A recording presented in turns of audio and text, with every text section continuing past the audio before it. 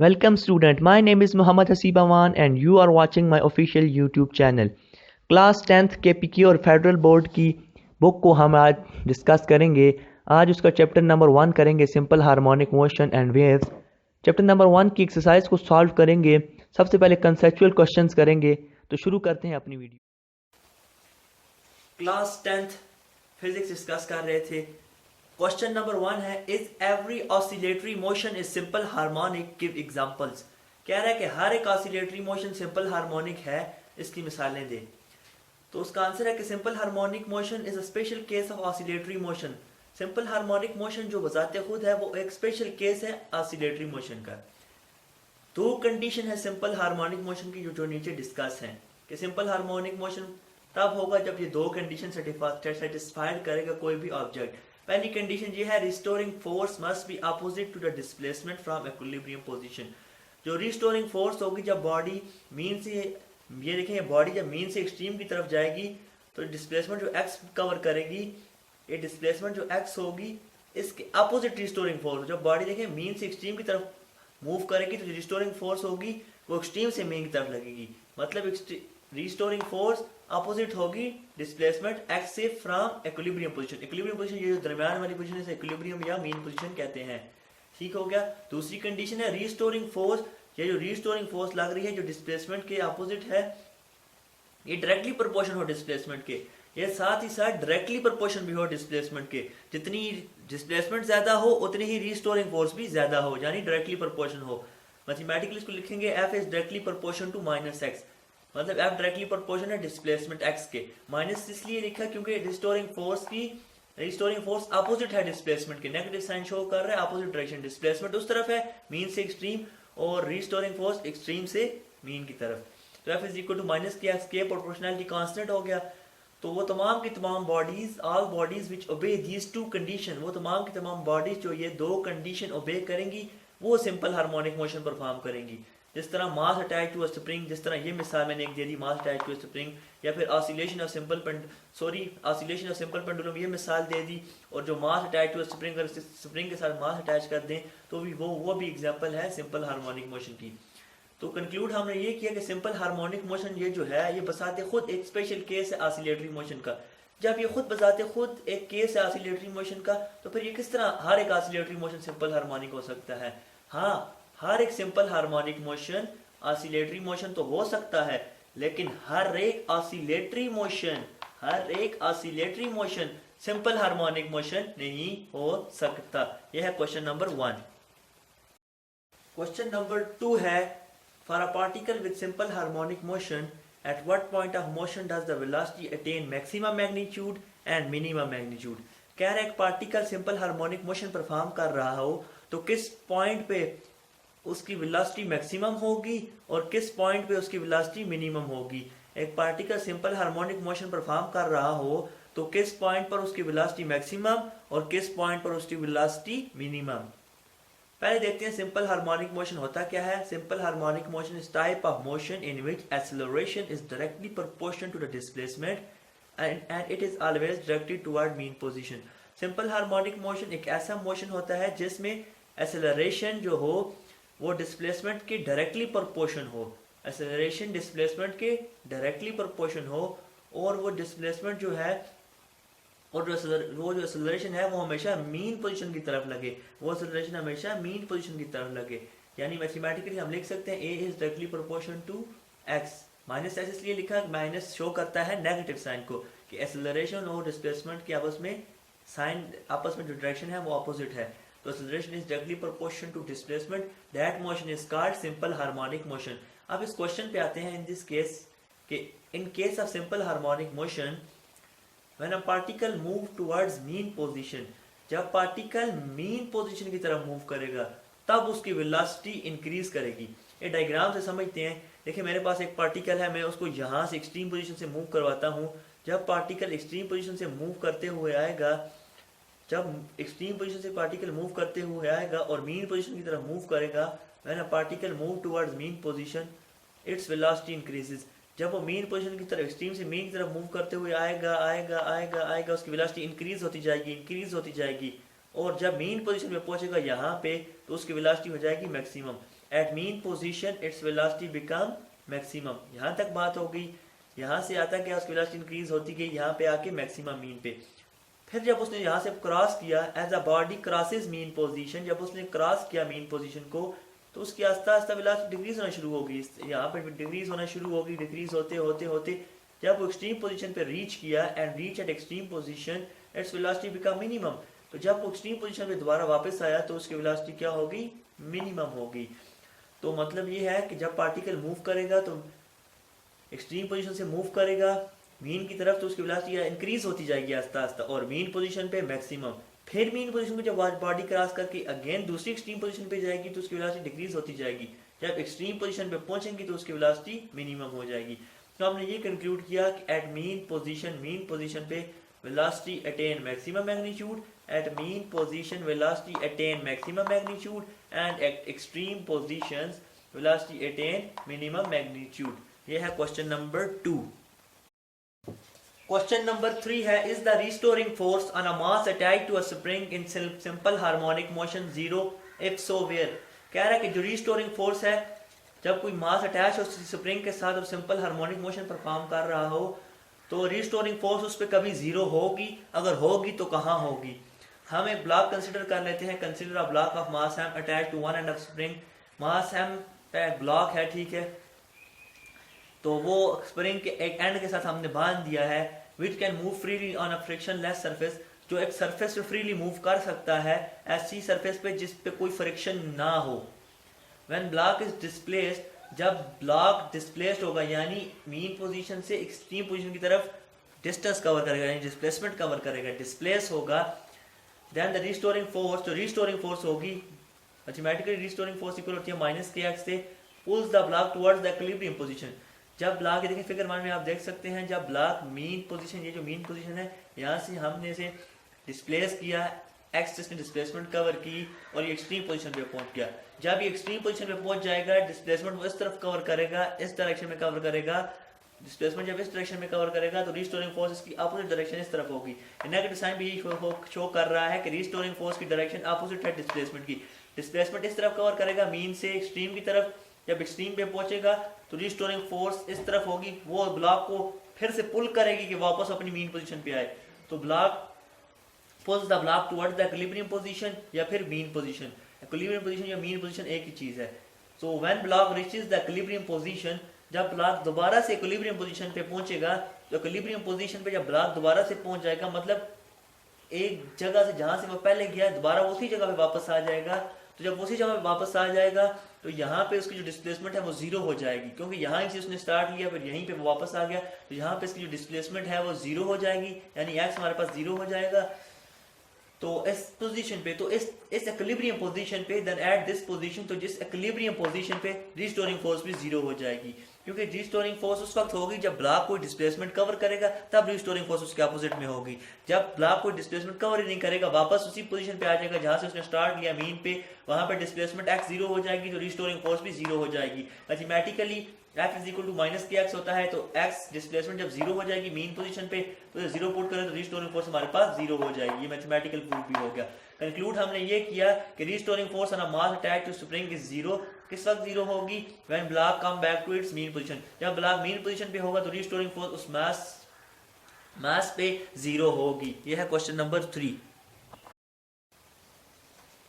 Question number 4 है, if we shorten the string of a pendulum to half of its original length. अगर हम pendulum की जो string होती है, जिससे पेंडुलम लटका पेंडुलम बनता है, जो स्ट्रिंग होती है, जो धागा होता है, अगर उसको हम आधा कर दें इसकी जो ओरिजिनल लेंथ है उससे, तो टाइम पीरियड और फ्रीक्वेंसी पर क्या इफेक्ट होगा? हमें टाइम पीरियड का फार्मूला पता है, जो पेंडुलम का टाइम पीरियड होता है वो होता है 2 pi L by G. L है length of string of a pendulum. अगर इस लेंथ को आधा कर दिया जाए क्वेश्चन के अकॉर्डिंग, तो हम इस लेंथ को आधा कर देते हैं, यानी इस लेंथ को एल बाई 2 कर देते हैं। इस फार्मूले में एल की जगह आप क्या पुट कर दिया? एल बाई 2, यानी इसे आधा कर दिया, यानी एल बाई 2 जी हो गया। इस एल की जगह एल बाई 2 है, ब्लू मार्कर से मैंने लिखा हुआ है एल बाई 2, एल की जगह एल बाई 2, यानी मैंने लेंथ को आधा कर दिया। तो जो मेरे पास न्यू टाइम पीरियड आएगा, जिसको मैंने टी प्राइम से डिनोट कर दिया है, जो आधी लेंथ के लिए आएगा, वो क्या आएगा? वो मेरे पास आएगा T 2 pi into L by 2 जी हो जाएगा। ठीक है, मैंने कुछ भी नहीं किया, मैंने इस स्टेप में सिर्फ ये जो अंडर रूट 2 था इसे मैं बाहर ले आया हूँ, बाकी सारी चीजें उसी तरह। अंडर रूट 2 को सिर्फ बाहर ले आऊँ, ऊपर 1 बाहर ले आऊँ और नीचे रूट 2 को बाहर ले आऊँ, बाकी सारी की सारी चीजें मैंने उस तरह लिखती हैं 2 पाई एल बाई जी। सिर्फ यहाँ से 2 को बाहर ले आऊँ, ये रूट 2 को उस तरह लिखती। अब इस इक्वेशन को मैं यहाँ पे सॉल्व करता हूँ, लेकिन टी प्राइम मेरे पास आ जाएगा इक्वल टू 1 बाई रूट 2। ये जो सारी की सारी टर्म है, ये जो मैंने डॉटेड लाइन से जो शो की हुई है सारी की सारी टर्म, ये देखेंगे हमारे पास टी की इक्वल है, लेकिन टी हमारे पास इक्वल है 2 पाई एल बाई जी के। यहाँ पे मेरे पास 2 पाई एल बाई जी आ गया यहाँ से, तो ये 2 pi L by G dotted line है, सारी की सारी को मैं रिप्लेस कर दूंगा टी से, क्योंकि ये बराबर है टी के। तो मेरे पास फाइनल रिजल्ट क्या है, T prime is equal to 1 over under root 2 into ये सारी की सारी टर्म टी। तो इस इक्वेशन 2 से मैंने ये अखज़ किया, if we shorten the length to half, अगर मैं लेंथ को आधा कर दूं, l by 2 कर दूं, देन द टाइम पीरियड जो मेरे पास नया टाइम पीरियड आएगा, then the time period is decrease by the factor. तो जो नया टाइम पीरियड t प्राइम आएगा वो डिक्रीज हो जाएगा, कितना डिक्रीज हो जाएगा, 1 by 2 of its original time period. तो उसका पुराना टाइम पीरियड था t, तो नया टाइम पीरियड आएगा t प्राइम, कि t प्राइम जब लेंथ आधी होगी तो ये t प्राइम डिक्रीज हो जाएगा 1 by अंडर रूट 2 फैक्टर। ये हो गया टाइम पीरियड के लिए। अब फ्रीक्वेंसी के लिए देखते हैं क्या है। हमें फ्रीक्वेंसी और टाइम का रिलेशन पता है कि फ्रीक्वेंसी रेसिप्रोकल है टाइम के, तो हमारे पास हो जाएगा f is equal to 1 by T, ठीक है। लेकिन अगर हम जब लेंथ को शॉर्ट करेंगे, आधा करेंगे, तो हमारे पास जो नया टाइम पीरियड आया वो क्या है, टी प्राइम। नया टाइम पीरियड टी प्राइम आ गया and then frequency become F prime. जब टाइम पीरियड टी प्राइम होगा तो नई फ्रीक्वेंसी एफ प्राइम होगी, तो फिर फार्मूला क्या होगा, F prime is equal to 1 over T prime. T prime की जगह मैंने और कुछ नहीं किया, टी प्राइम की जगह ये मैंने ब्लू मार्कर से टी प्राइम की वैल्यू पुट कर दी। टी प्राइम की वैल्यू मेरे पास ये आई है 1 by under root T under root 2 into T.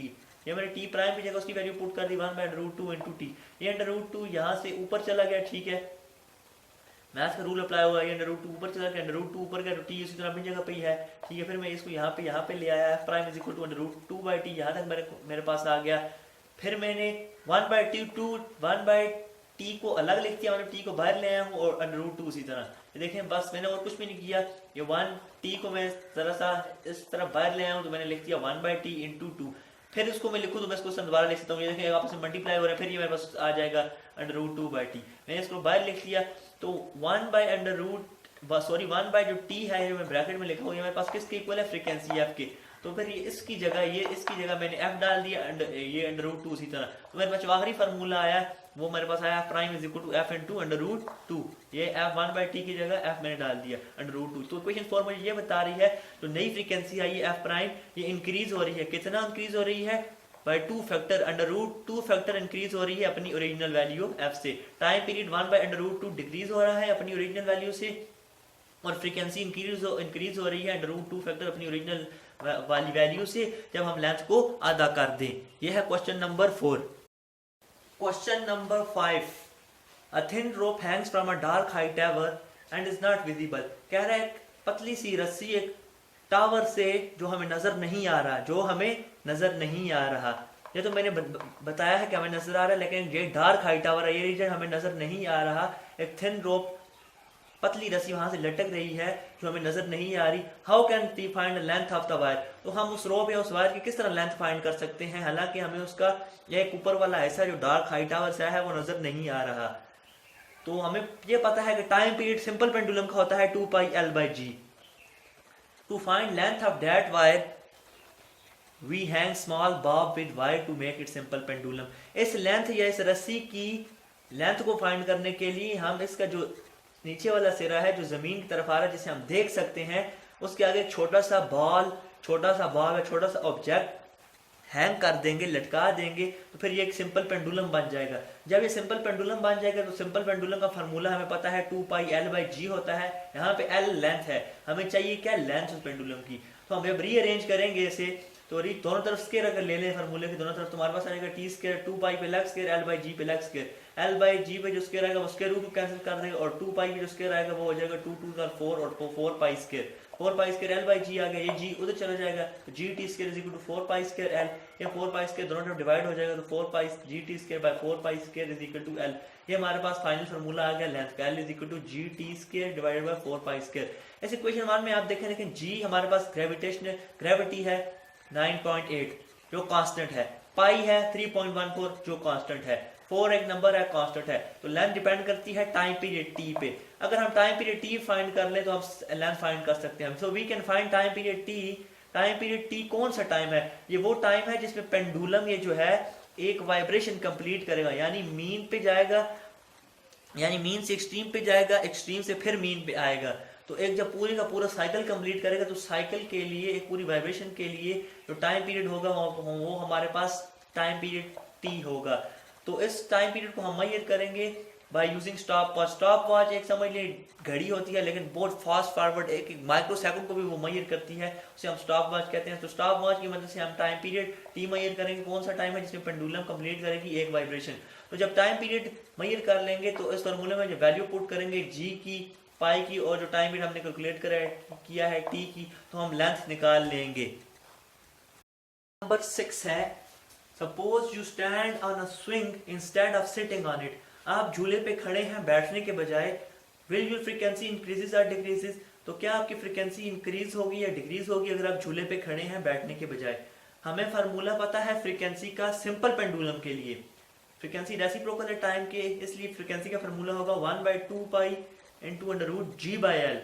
ठीक है, इक्वेशन हमें यह बताती है कि फ्रीक्वेंसी और लेंथ का इनवर्स रिलेशन है, यानी फ्रीक्वेंसी इंक्रीज होगी तो लेंथ ऑफ पेंडुलम डिक्रीज होगी। झूला भी एक किस्म का हमारे पास पेंडुलम है, उस दो रस्सियां ऊपर लटक रही होती हैं एक फिक्स पोजीशन पे, और नीचे हम खड़े या बैठे हुए होते हैं, तो ये पेंडुलम की शक्ल इख्तियार कर लेता है। ठीक है, when you sit on the swing, जब हम स्विंग पे बैठे हुए होते हैं, विद लेग्स हैंगिंग डाउन, हमारी टांगे नीचे लटक रही होती हैं, ये फिगर 1 में दिखाया गया है। तो then length of the swing increases, तो तब झूले की जो लेंथ है वो इंक्रीज कर जाती है। जहां से मैंने झूले को पकड़ा हुआ है और ऊपर फिक्स पॉइंट से यहाँ से देखें यहाँ तक जो हमारे पास लेंथ है वो एल है, ये बड़ी है, ये ज्यादा है एज कम्पेयर टू जब मैं खड़ा हूँ, मैंने झूले को यहाँ से पकड़ा है इससे, यही लेंथ मेरे पास छोटी है, और इस केस में मेरे पास लेंथ बड़ी है जब मैं बैठा हुआ हूँ। तो जब मैं बैठा हुआ हूँ अपनी टांगे लटकाए हुए, the length of swing increases, swing की जो लेंथ है वो इंक्रीज हो जाएगी। तो इक्वेशन 1 के अकॉर्डिंग जब लेंथ इंक्रीज होगी तो इट्स फ्रीक्वेंसी डिक्रीजेस, तो उसकी फ्रीक्वेंसी डिक्रीज होगी जब मैं बैठा हुआ होऊंगा। But when you stand on the swing, जब आप या मैं स्विंग पे खड़े हुए होंगे, then the length of the swing decreases, तो तब जो लेंथ है स्विंग की वो डिक्रीज कर जाएगी। जब लेंथ डिक्रीज कर जाएगी तो फ्रीक्वेंसी जो है इंक्रीज कर जाएगी इक्वेशन 1 के अकॉर्डिंग, तो frequency of oscillation increases. Conclude हमने ये किया, when you sit your frequency decreases, and when you stand your frequency increases. Question number 7 है explain difference between speed of transverse wave traveling along a cord and speed of tiny colored part of cord.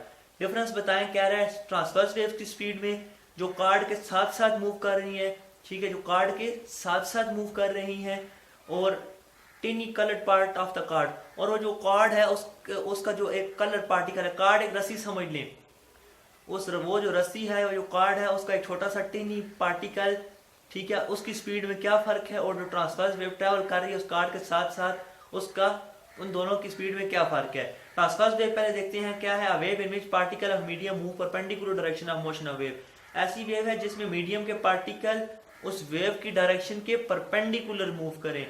ऐसी wave है जिसमें medium के particle उस wave की motion के perpendicular move करें, उस वेव को ट्रांसवर्स वेव कहते हैं। इस केस में क्वेश्चन में जो कह रहा है द कलर्ड पार्टिकल, ये मैंने ब्लू मार्कर से शो किए हैं, ये आपको नजर आ रहा है, ये कलर्ड पार्टिकल, ये मैंने खासकर इसको ऑब्जर्व किया है, ये कलर पार्टिकल, ये कलर पार्टिकल, ये कलर पार्टिकल, मैंने इस कलर पार्टिकल को ऑब्जर्व किया है। ये the coloured particle will execute oscillation, coloured particle oscillation execute करेगा, ऑसिलेशन परफॉर्म करेगा अबाउट मीन पोजीशन पर विद वर्टिकल स्पीड भी, किसी वर्टिकल स्पीड भी के साथ, क्योंकि ये जो कलर्ड पार्टिकल है ये y एक्सिस में मूव करेगा, y डायरेक्शन में मूव करेगा। जब y डायरेक्शन में मूव करेगा तो उसकी स्पीड भी क्या होगी, वर्टिकल स्पीड होगी, v वर्टिकल स्पीड होगी, एंड परफॉर्म वर्टिकल मोशन, और ये वर्टिकल मोशन परफॉर्म करेगा। वेव्स इस तरह मूव करेंगी आगे की तरफ, लेकिन ये पार्टिकल इस तरह मूव करेंगे, यानी y डायरेक्शन में मूव करेंगे with vertical speed v as shown in the figure. Where as transverse wave, जो ट्रांसवर्स वेव है, ये जो ट्रांसवर्स वेव है सारी की सारी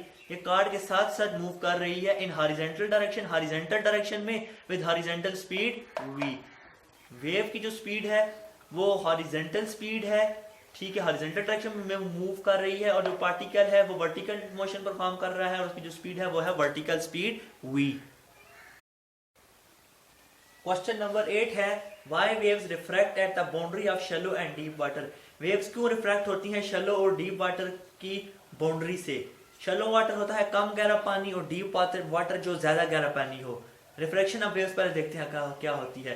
रिफ्रैक्शन ऑफ वेव असल में होती है change in direction of waves when it passes from one medium to another medium. Refraction of wave असल में होती है वेव की जब डायरेक्शन चेंज हो जाए, जब वो एक मीडियम से दूसरे मीडियम में जाए तो उसकी डायरेक्शन चेंज हो जाए, इसे कहते हैं रिफ्रैक्शन ऑफ वेव्स। रिफ्रैक्शन कब होती है? रिफ्रैक्शन अकर्स तब होती है when there is a difference in the speed of the wave at the boundary of two medium. जब दो मीडियम की बाउंड्री के दरमियान, जब दो मीडियम में स्पीड का डिफरेंस हो, यानी एक मीडियम में और स्पीड हो दूसरे मीडियम में और स्पीड हो, तब रिफ्रैक्शन अकर होती है। इस पार्टिकुलर केस में देखते हैं कि वेव क्यों रिफ्रैक्ट होती है शैलो वाटर और डीप वाटर की बाउंड्री से।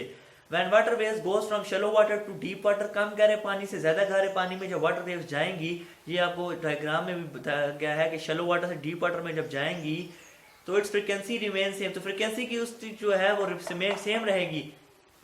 But waves refract eight the boundary of shallow and deep water. जब वाटर वेव्स शैलो से डीप में जाए या डीप से शैलो में आए तो फ्रीक्वेंसी तो सेम रहेगी, लेकिन वेव्स जो है ये जो बाउंड्री है शैलो और डीप वाटर के दरमियान, यहाँ से हमेशा रिफ्रैक्ट होंगी, यानी इसकी डायरेक्शन देखिए यहाँ पे, यहाँ से इधर आ रही है, यहाँ से इसकी डायरेक्शन, यहाँ से इसको सीधा जाना चाहिए था लेकिन यहाँ से इसकी डायरेक्शन चेंज हो गई है, टुवर्ड्स नॉर्मल हो गई है, इसकी डायरेक्शन चेंज हो गई है। वेव्स रिफ्रैक्ट, वेव्स की डायरेक्शन चेंज हुई है, वेव्स रिफ्रैक्ट हुई है eight the boundary of shallow and deep water. या ये जो बाउंड्री है शैलो और डीप वाटर की बाउंड्री से क्यों चेंज हुई है? बिकॉज इट्स वेवलेंथ चेंजेस, इसकी जो वेवलेंथ है वो चेंज हो गई है। एक मीडियम में वेवलेंथ और थी, दूसरे मीडियम में और थी, वेवलेंथ चेंजेस एंड स्पेशली और खास करके उसकी स्पीड चेंज हो गई है।